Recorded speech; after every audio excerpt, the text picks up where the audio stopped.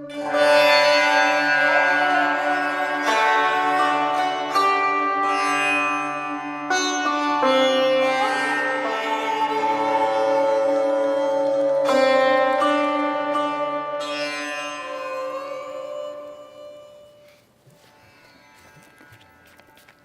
morning, everyone. Reading this morning from our book Path to Shiva, lesson 67. How can we be strong Saivite Hindus? Gurudeva taught, once we have chosen and accepted our faith, it is then our spiritual duty to learn it well and live by it as a wholeheartedly contributing member of a faith community, so that we pass it on in a vibrant way to those who come after us, the next generation. To be strong Hindus first, we must learn our religion well. This means gaining a good understanding of the philosophy, the culture, and the subtle mysticism. Second, we must live by it fully. This means having a solid commitment, a good character, and putting its principles into practice. For us, this includes adopting the gestures, attitudes, customs, ways of worship, dress, and refinements of Tamil Saiva culture. The third step is passing our faith along to others. We all live in a mixed society. We all live in mixed societies, interrelating with people of varied backgrounds. You may find yourself being asked about your Hindu faith. Some questioners may have no religion. Others may reject religion and believe science has all the answers. You may be confronted by their questions. Do you worship cows? Why are there so many Hindu gods? Why not, right? Why are there so many Hindu gods? Why do you wear the dot on your forehead? Prepare yourself by studying the answers to such questions. Respond with confidence and kindness. Assume that the person really wants to learn. Yes, some may want to harass you or turn you to their view. If you sense this is the case, smile and dismiss yourself without engaging further. You can also share your faith by conducting classes or sharing at public gatherings. In sum, we each stand strong for Hinduism by being good Hindus. Gurudeva has given us the tools in his Master Course trilogy, Dancing, Living, and Merging with Shiva. Using these tools of philosophy, culture, and yoga, we can defend, explain, protect, preserve, and promote our Saiva faith. And then we have Gurudeva's quote. The time has come for Hindus of all races, all nations, of all cultures, of all sects to stand up and let the peoples of the world know of the great religion of which they are one of the staunch adherents.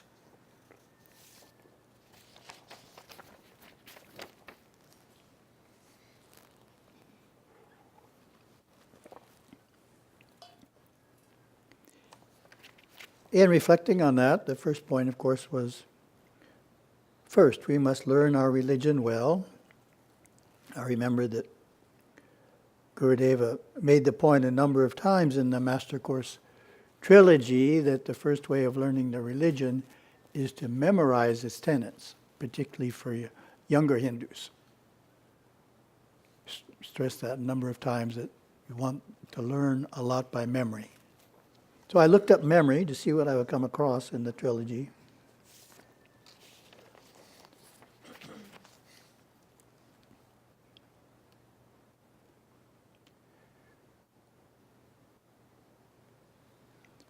Wasn't exactly what I was looking for, but it had an interesting twist to it. So we'll take a look.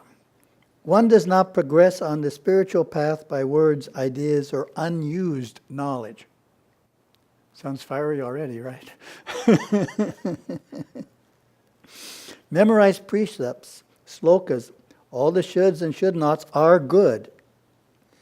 But unless used, they will not propel you 1 inch further than you already are. It is putting what you have learned into practice in these moments of experiencing impatience and controlling it through command of your spiritual will that moves you forward. These steps forward can never be retracted. When a test comes, prevail. So it jumped right into the second point. Second, we must live by it fully. And that's something that's not always understood. Tell a story from Mauritius. Was a young woman who relayed the story. It was about her father. He said the father, he goes to the temple. He's just such a devout person. Now there he is worshiping in the temple. And then he comes home and yells at his wife and his kids all the time. She said, I can't understand a religion that allows for that kind of duplicity, that double standard, where you're acting one way in the temple and you're acting another way in the home. So she kind of backed off of Hinduism for that reason when she was younger. And then when she got a little older, she realized that Hinduism had some pretty good stuff in it after all, and she shouldn't let her father's behavior keep her away from it forever. So she was old enough to kind of get beyond her reaction to her father. And that idea is what Gurudeva encompasses by the idea of living with Shiva, meaning we're bringing the religion into the home, we're bringing the religion into the family, we're bringing the religion into our interactions with all other people.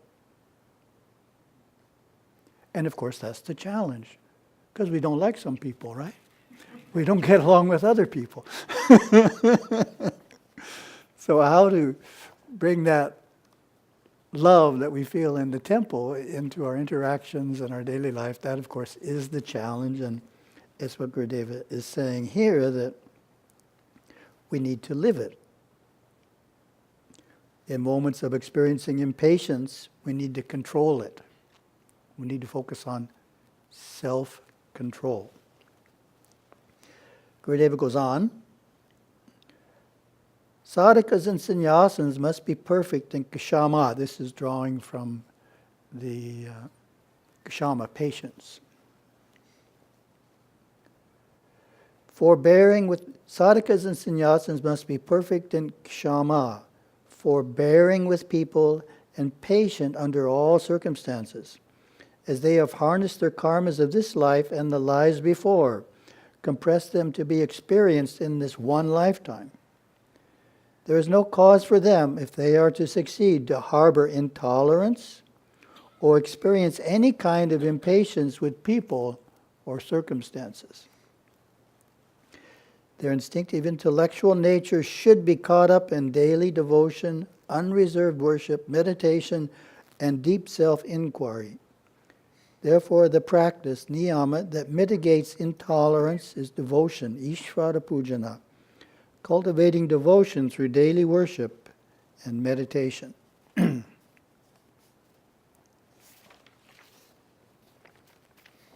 I thought I'd go back to the beginning of it. The beginning of it's also very good.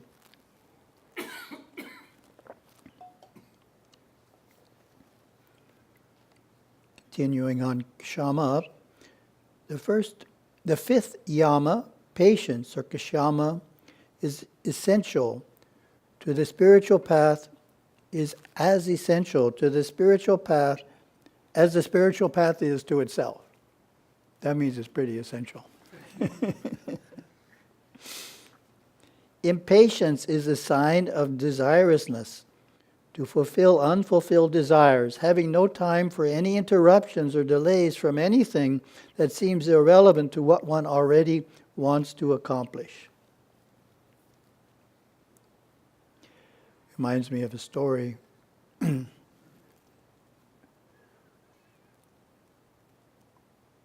One of our devotee families was flying from Sacramento to Hawaii, and it was one of those situations where they boarded the plane, but the plane couldn't take off. So they were sitting in the plane for quite a while. And They said that everyone except one couple on the plane was totally frustrated by the situation. But, they were there just carrying on and doing something positive with their time. And the other couple was a Buddhist couple. Somehow they knew they were Buddhist. I don't remember how they knew. So the Buddhist couple and the Hindu couple on the plane were making good use of their time there on the runway, and everyone else was totally frustrated. They're feeling impatient by the intolerable delay, right? They weren't able to accept it and make use of the time in a positive way. We must restrain our desires by regulating our life with daily worship and meditation. Daily worship and meditation are difficult to accomplish without a break in continuity. However, impatience and frustration come automatically in continuity day after day, often at the same time. Becoming impatient before breakfast because it is not served on time. Feeling intolerant and abusive with children because they are not behaving as adults, and on and on. Everything has its timing and its regularity in life. Focus on living in the eternity of the moment. Focusing on living in the eternity of the moment overcomes impatience. It produces the feeling that one has nothing to do, no future to work toward, and no past to rely on. This excellent spiritual practice can be performed now and again during the day by anyone. Patience is having the power of acceptance. It's a very important word, acceptance. Accepting people, accepting events as they are happening. One of the great spiritual powers that people can have is to accept things as they are. That forestalls impatience and intolerance. Acceptance is developed in a person by understanding the law of karma and in seeing God Shiva and his work everywhere. Accepting the perfection of the timing of the creation, preservation, and absorption of the entire universe.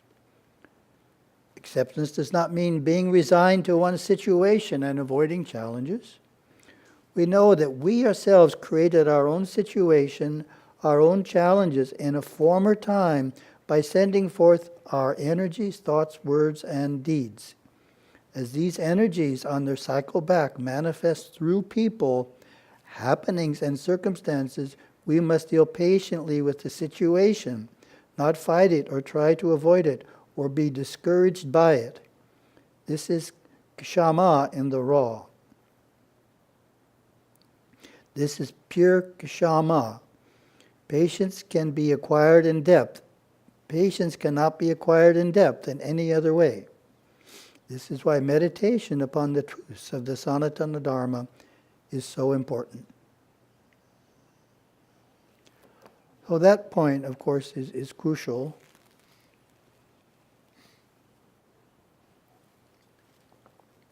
Said another way, whatever happens to us is created by whom? By us, right? We're attracting it. The people that come to us and that treat us well or treat us poorly, the finances that come to us, abundant or meager, we're attracting it all. It's not external to us.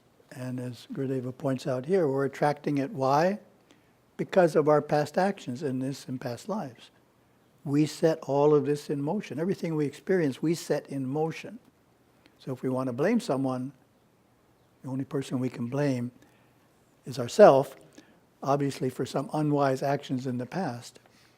Or if we have a sense of humor, we can say, I wonder what in the world I did to attract this to me now. Must have been something outlandish. So that's acceptance, and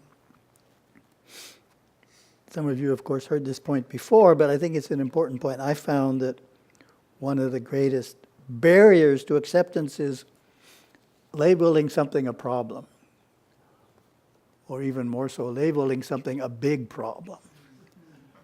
I've got a big problem. What happens when you have a big problem? You procrastinate. You don't want to face it.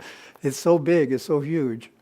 You don't want to face it, so you put it off a little bit. perhaps missed the timing of solving it. Oh, I found that a better label is, this is just the next thing to do. You don't call it a problem, you don't call it not a problem, everything is just the next thing to do. Some things are difficult, some things are easy, but they're each there and we need to face them and do them well. If we have that attitude, I find it's easier to accept it and handle it. Avoid labeling it in such a negative way. It's a big problem. So those are some thoughts, and the basic idea, as is reflected in a simple way here in our lesson, is we learn the religion and then we live by it, and live by it means in the family, in our friendships, with everyone we meet. We want to treat them in a friendly and inspiring way. So thank you very much. Have a wonderful day.